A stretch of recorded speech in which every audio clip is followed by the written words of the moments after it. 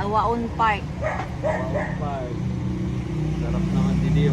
Eh, walang kape yung anak ko. Denise, kape ka. Nakit na kape. Ito, ay sa puwena na. Sarap ang kape.